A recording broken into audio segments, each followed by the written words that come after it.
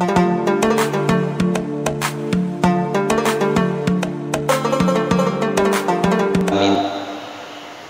dan saudara-saudara hadirin jamaah yang dimuliakan Allah Subhanahu wa taala, salah satu syiar agama kita adalah azan dan iqamah. Kita menyebutnya dengan azan dan qomat. Walaupun dalam kitab-kitab fikih tidak disebut dengan qomat tapi iqamah. Keduanya hadirin rahimakumullah adalah yang disyariatkan ba'da dukhuli mawaqiti sholati wa qabla sholati. Adzan dan iqamah itu disyariatkan setelah masuk waktu sholat. Karenanya para ulama sepakat bahwa adzan itu dikumandangkan sebagai tanda masuk waktunya sholat. Kalau kita lihat dari definisi yang disampaikan para ulama, al-adzanu lughatan al-i'lam. Adzan itu secara bahasa artinya ada informasi.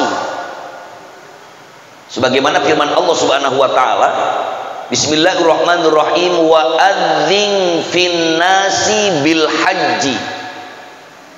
Adzin kalimat fi'il amr yang berarti ini adalah perintah kepada Nabi Allah Ibrahim alaihissalatu wassalam untuk menyeru manusia. Sehingga makna adzan itu adalah seruan. Seruan kepada setiap kaum muslimin bahwa waktu sholat telah datang. Maka bisa kita dapati bahwa kalimat adzan itu adalah hayya ala sholat. Marilah kita sholat.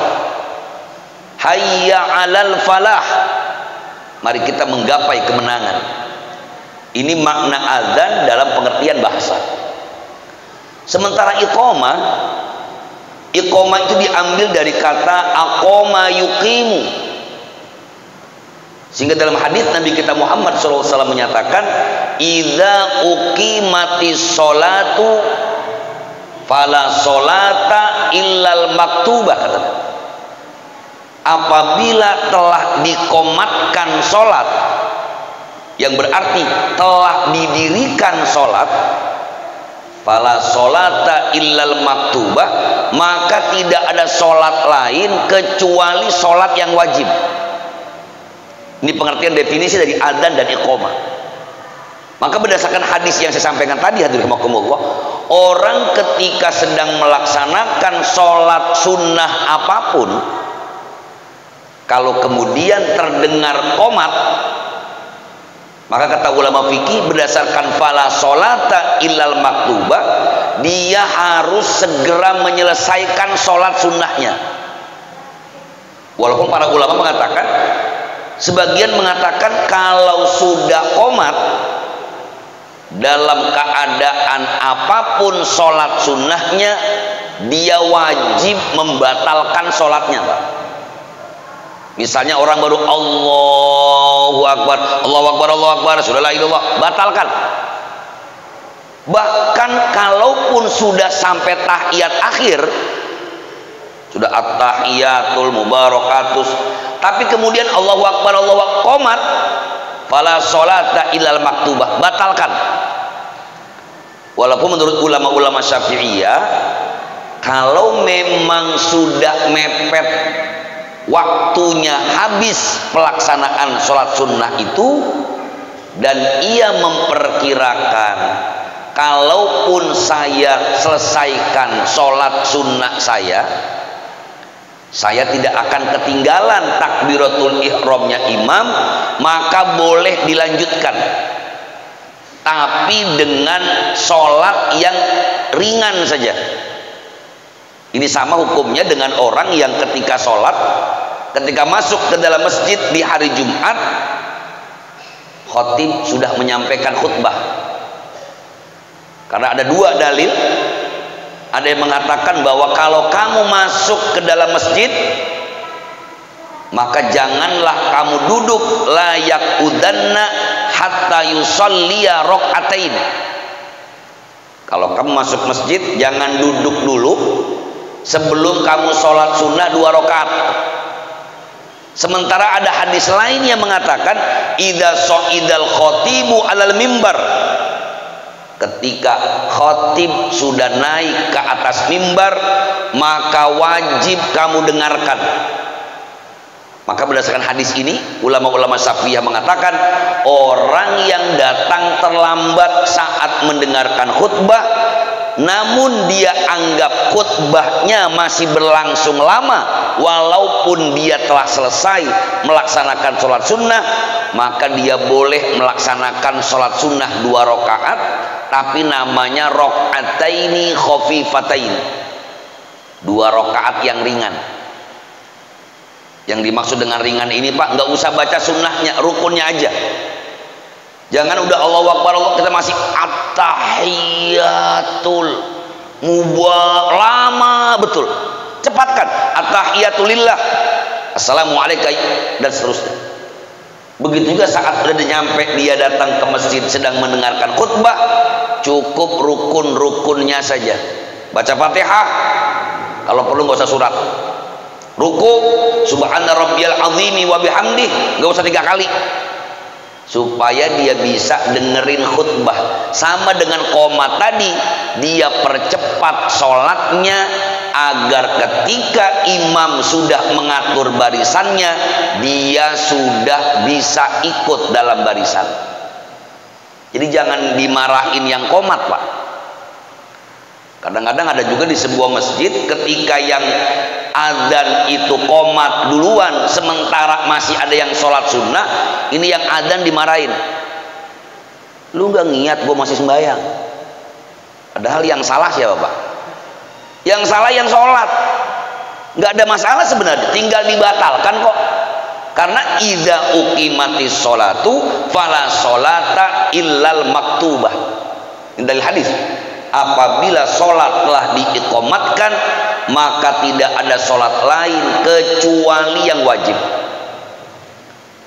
Kalau kita lihat dari perspektif sejarah, hadiratullah, kana tashri'ul adzan fi sanatil ula minal hijrah, disyariatkan adzan dan iqamah ini sejak tahun yang pertama dari hijrahnya Nabi kita Muhammad Shallallahu Alaihi Wasallam, di mana Nabi kita Muhammad Shallallahu Alaihi Wasallam memerintahkan kepada Bilal, ya Bilalu qum fanadi bis shalah.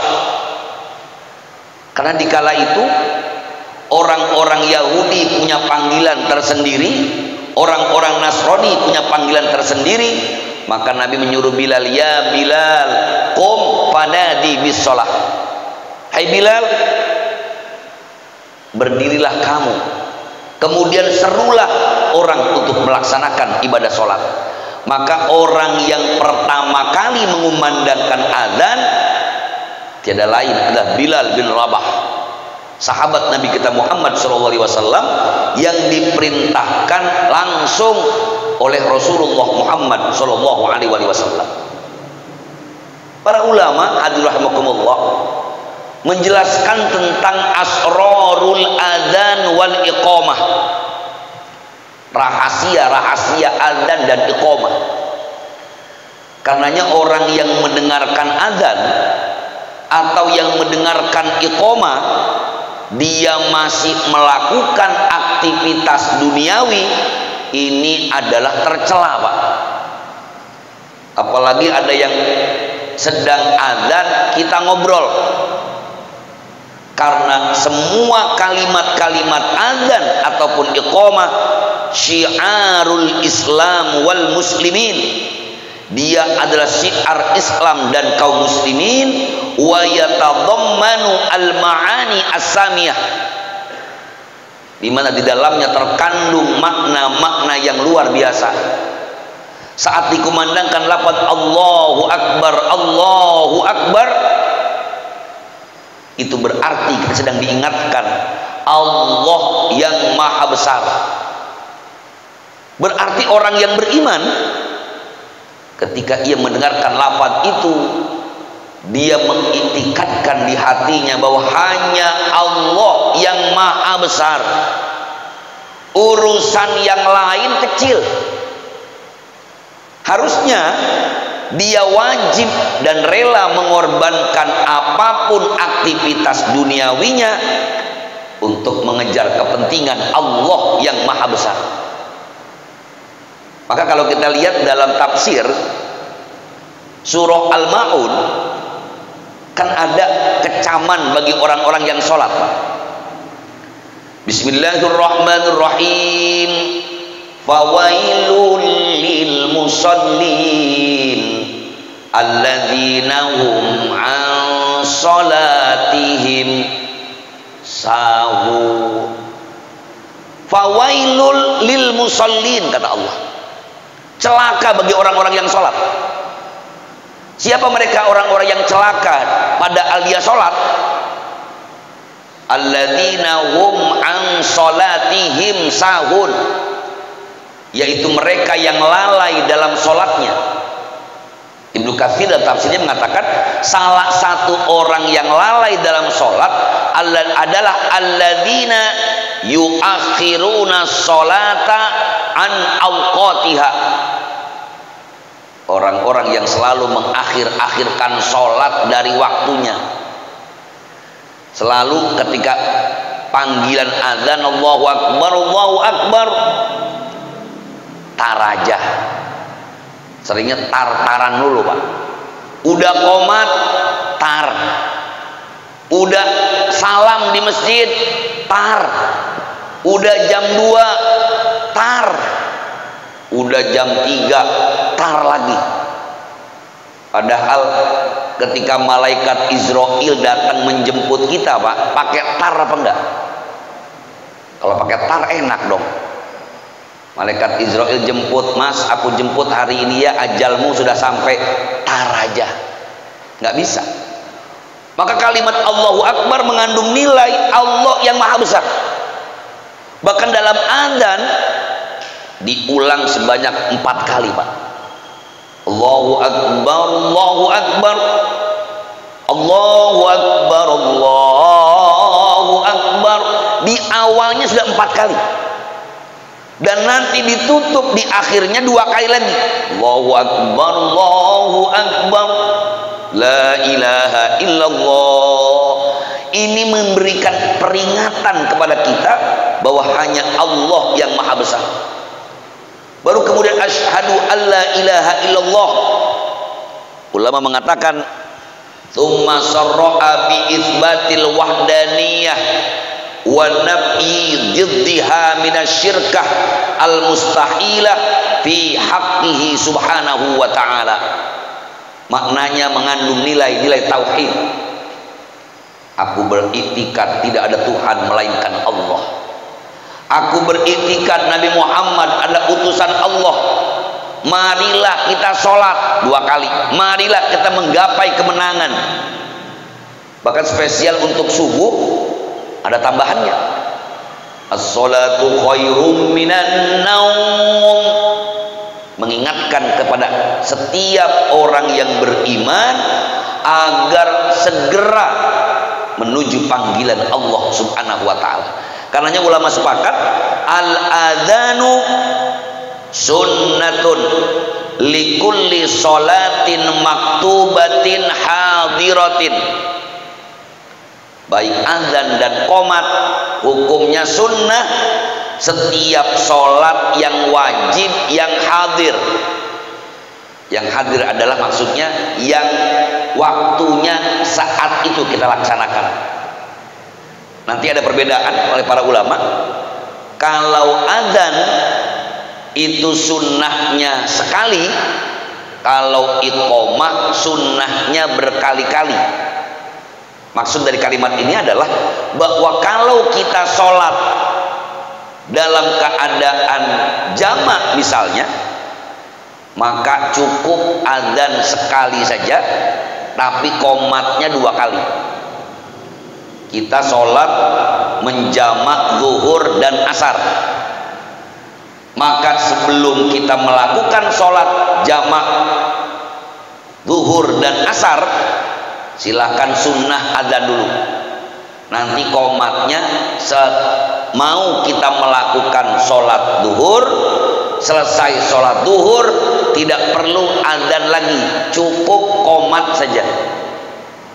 Termasuk orang yang sholatnya waktunya sudah lewat lama. Misalnya kita ada kajian maghrib, tahu-tahu karena teramat banyak persoalan agama yang harus dibahas, lewat sampai jam 8 lewat 30 menit, nggak masalah. Karena waktu isya itu ketika memang diakhirkan untuk kegiatan tolabul ilmi, nggak ada masalah, malah bagus, supaya orang dapat memahami dengan baik kajian keilmuan tersebut. Dia boleh mengakhirkan waktu isya, namun gak perlu adzan lagi, silahkan langsung qomat. Ini makna atau perbedaan antara adzan dan iqamah.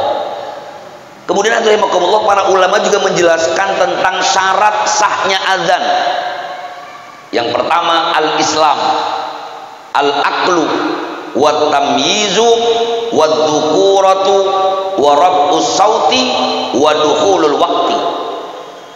Syarat sahnya azan yang pertama jelas, yang mengumandangkan wajib seorang muslim. Yang kedua, dia juga harus orang yang berakal, dia juga harus orang yang tamyiz. Walaupun dia belum baligh, tetapi dia harus mumayyiz, udah tahu mana yang bagus, mana yang buruk. Dan menurut Imam Syafi'i pula bahwa syarat adzan itu haruslah laki-laki. Tidak boleh sholat berjamaah yang terdiri dari laki-laki dan perempuan, tapi yang adzan perempuan. La yasih, tidak sah adzannya. Tetapi ketika misalnya itu sholatnya khusus untuk perempuan saja, maka jelas yang boleh menjadi muadzin adalah perempuan saja. Itu pun tetap dengan suara yang tidak boleh keluar dari ruangan tempat mereka sholat. Ini adzan bagi perempuan. Selanjutnya waraf'us sauti, disyaratkan adzan itu adalah mereka yang suaranya keras, karena adzan itu informasi. Bagaimana mungkin ada seorang muadzin misalnya suaranya nggak kedengeran orang?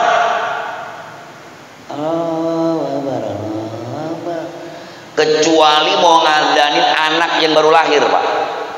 Dalam madzhab Syafi'i sunnah, dalam madzhab yang lain tidak.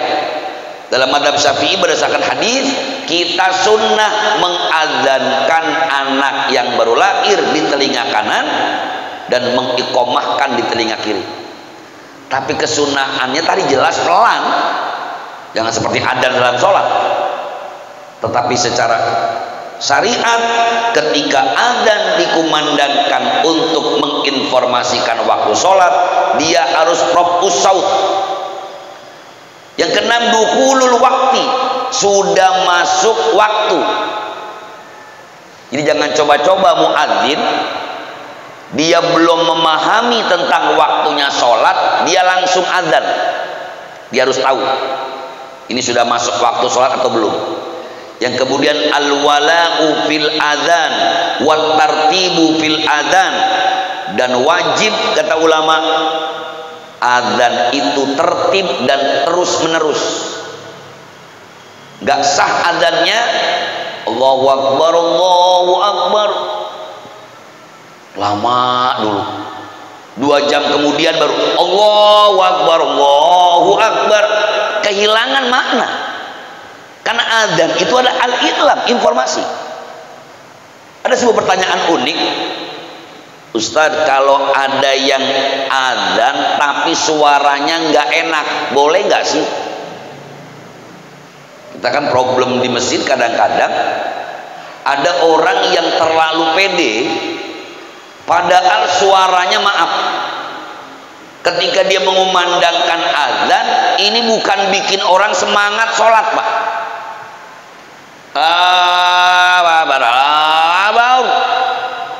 Itu yang dengerin, ya Allah, siapa sih ini yang azan?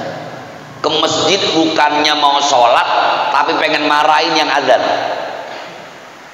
Maka dalam kitab-kitab fikih dikatakan bahwa ternyata orang yang suaranya bagus itu hanyalah sunnah bagi muadzin.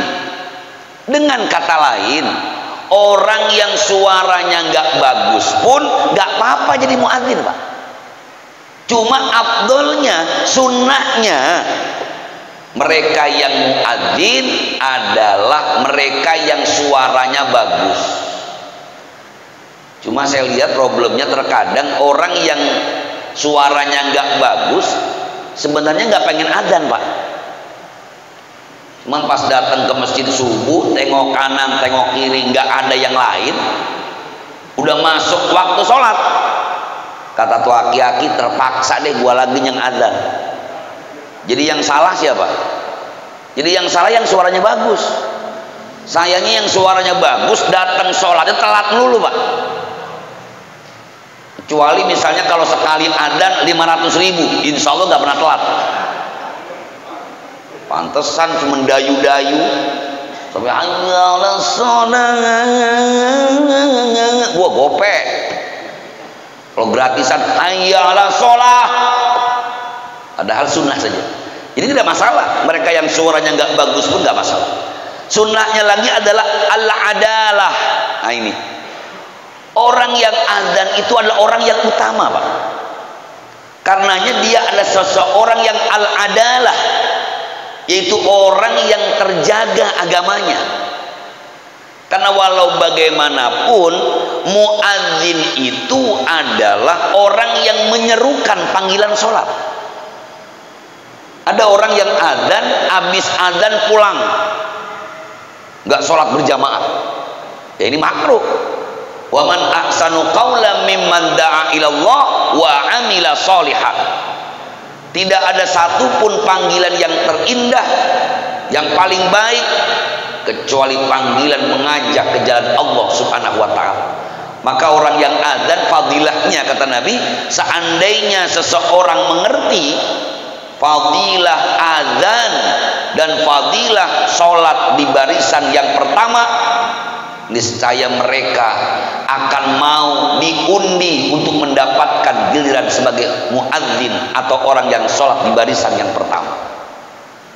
Maka dalam hadis yang lain Rasulullah mengatakan, kelak di hari kiamat orang yang adzan itu adalah mereka yang paling terlihat, karena atwalul unuq kata Nabi. Kelak di hari kiamat akan terlihat lehernya lebih panjang. Tapi jangan dibayangin, waduh, kayak angsa lagi nih, kayak soang. Akhirnya tukang adzan mikir, gua nggak mau adzan lagi, emang kenapa? Daripada ntar kayak soang gua. Nggak begitu, Pak. Artinya terlihat langsung. Sehingga orang yang adzan itu mendapatkan pahala sama seperti orang yang sholat. Bukankah kata Nabi kita Muhammad SAW, man dalla ala khairin kafa'ilihi. Siapa orang yang menunjukkan kebaikan, maka pahala seperti orang yang melakukan kebaikan. Jadi kalau perlu muadzin itu rebutan. Jangan lu aja, lu aja, lu aja. Karena tadi mandala ala khairin kafa'il. Kemudian sunnah selanjutnya, orang yang adzan dialah yang qomat. Man yu'adzinu fahuwa yuqimu. Orang yang adzan sebaiknya dia adalah yang qomat, Pak. Karena berarti dia adalah orang yang mengerti agama. Karena salah satu lagi perbedaan antara adzan dan iqamah, kalau adzan itu sunnahnya lamban, kalau iqamah sunnahnya cepat. Jangan orang qomat misalnya Allahu Akbar, Allahu Akbar, asyhadu an la, tadi. Kalau qomat, Allahu Akbar, subhanallah, ilallah, subhanallah, Muhammadur Rasulullah, al-Isra, cepat. Karena ini orang nungguin waktu sholat dimulai. Jadi jangan terbalik, misalnya ada yang adzan cepat.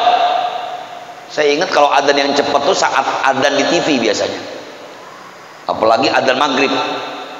Allahu Akbar, Allahu Akbar, Allah, seakan-akan gak ada jeda. Padahal sunnahnya adzan itu lamban. Untuk apa? Untuk memberikan sebuah pemahaman yang universal kepada pendengarnya, sekaligus memberikan kesempatan kepada orang yang mendengarnya mengamalkan sunnah. Kan sunnah mengikuti Allahu Akbar, Allahu Akbar, sunnah Allahu Akbar, Allahu Akbar. Yang beda cuma pada kalimat hayya 'alas shalah dengan kalimat hayya 'alal falah, yaitu ucapan la haula wala quwwata illa billahil aliyil azim. Sunnah pula al-iltifat, nengok kanan nengok kiri, Pak. Tapi para ulama mengatakan ini tergantung konteks katanya. Kenapa di zaman Nabi kita Muhammad Shallallahu Alaihi Wasallam muadzin itu disunnahkan saat hayya 'alas shalah menghadap ke kanan, hayya 'alal falah menghadap ke kiri? Karena kala itu nggak ada sound system. Jadi biar kedengeran hayya 'alas shalah, kedengeran ke sana. Kemudian hayya 'alal falah, kedengeran ke sana. Lah kalau pakai mic ini, Pak, mau muter kemanapun sama saja kedengarannya. Apakah kemudian sunnahnya hilang? Tidak, tetap sunnah. Boleh noleh ke kanan, boleh noleh ke kiri. Yang penting mic-nya ikut. Jangan hayya 'alas shalah, mic-nya di sini ketinggalan.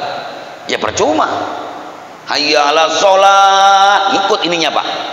Tapi dapat sunnah al-iltifat tadi. Ini adalah bagian yang penting dari adzan. Sementara qomat, al-iqamah, kalau doa setelah adzan, kita tahu doa yang masyhur, Allahumma rabba hadhihi da'wati tammah wassalatil qa'imah. Walaupun diawali yang paling baik, asyhadu an la ilaha illallah wahdahu la syarikalah wa anna muhammadan abduhu wa rasuluh raditu billahi rabba wa bi muhammadin rasula wa bil islami dina. Kemudian ditambahkan dengan Allahumma rabba hadhihi da'wati tammah was salatil qa'imah. Jadi tambahan pertamanya adalah asyhadu an la ilaha illallah wahdahu la syarikalah wa asyhadu anna muhammadan abduhu wa rasuluh. Sementara dalam iqamah sunnahnya pun sama, dia membaca kalimat yang sama kecuali dalam kalimat qad qamatis shalah, qad qamatis shalah.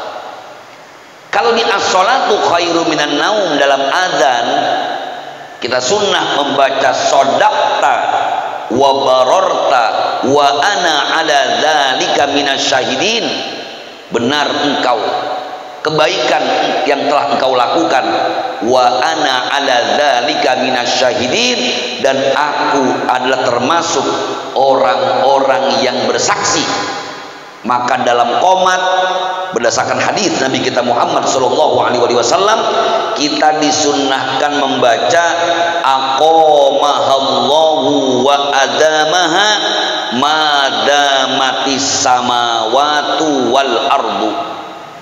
Yusannu lisami'i ayyakula inda lafdil iqamah, disunnahkan bagi orang yang mendengar lafaz al-iqamah bacanya aqamahallahu wa adamaha madamatis samawati wal ardu. Lima ruwiya an Abi Umamah radhiyallahu anhu anna nabiyya sallallahu alaihi wasallam qala dzalik. Berdasarkan riwayat dari Abi Umamah radhiyallahu an, bahwasanya Nabi selepas qomat itu baca aqamahallahu wa adamaha madamatis samawati wal ardu. Sebagian kitab menulis tambahkannya adalah wa ja'alana min salihi ahliha. Insyaallah jamaah sudah hafal semua. Hafal belum, Pak? Oh, belum. Kirain udah hafal semua. Kita baca sama-sama. Bismillahirrahmanirrahim. Aqamahallahu wa adamaha madamatis samawatu wal ardu. Bismillahirrahmanirrahim. Aqamahallahu wa adamaha madamatis samawatu wal ardu. Semoga Allah mengistiqomahkan sholat ini dan memudawamahkan, mengkonsistenkan sholat ini madamatis samawatu wal ardu, selama masih berlangsung adanya langit dan bumi. Wa ja'alana min sholihi ahliha, dan semoga Allah menjadikan kita semua orang-orang yang senantiasa menjaga sholat itu sendiri. Ini memang jarang, karena terkadang yang bisa suaranya pelan, akhirnya yang awam nggak bisa-bisa. Sama dengan adzan, banyak juga yang lupa as-sholatu khairum minan naum, sodak tawa barot aja nggak hafal, Pak. Kenapa? Karena nggak dibiasain. Yang hafal nggak sedikit dikeraskan suaranya supaya orang awam yang nggak hafal karena sering dengar insya Allah bisa hafal. Inilah para hadirin jamaah yang dimuliakan Allah Subhanahu wa taala, kajian fikih ringan. Saya katakan ringan karena memang banyak sekali sudah menjadi maklum di antara kita. Namun ini adalah hal-hal yang sering kita lupakan, padahal ini adalah sunnah Nabi kita Muhammad SAW yang insya Allah jika kita amalkan akan menambah berkah kehidupan kita. Semoga ada manfaatnya, dan saya mohon maaf jika banyak kekurangan dan khilafan. Kita masih punya waktu beberapa menit ke depan, mungkin ada hal-hal yang ingin ditanyakan, baik yang berkaitan dengan materi kita malam ini ataupun yang lainnya. Falyatafaddal. Hadanallahu wa iyyakum ajma'in. Assalamualaikum warahmatullahi wabarakatuh.